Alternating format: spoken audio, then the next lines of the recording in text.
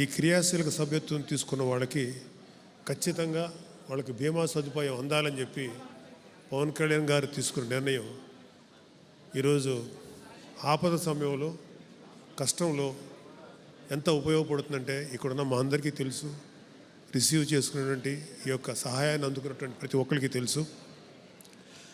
ఇప్పటి వరకు జనసేన అందించిన బీమా వివరాలు, చనిపోయిన జన సైనికులు వీర మహిళలు 893 మంది, అందించిన బీమా మొత్తం 44,65,00,000. అలాగే యాక్సిడెంట్ కేసుల్లో లబ్ధి పొందిన వాళ్ళు 533.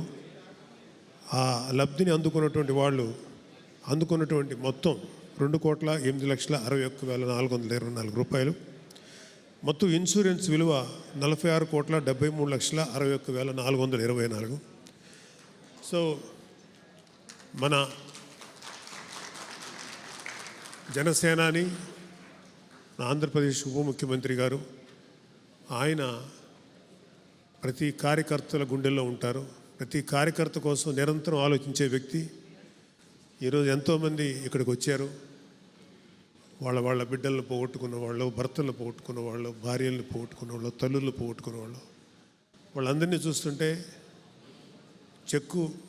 వాళ్ళకి ఎంతో కొంత ఉపయోగపడుతున్నాం అనేటువంటి తృప్తితో పాటు వాళ్ళని చూసి మాకు చాలా మనసు కలిచివేసింది.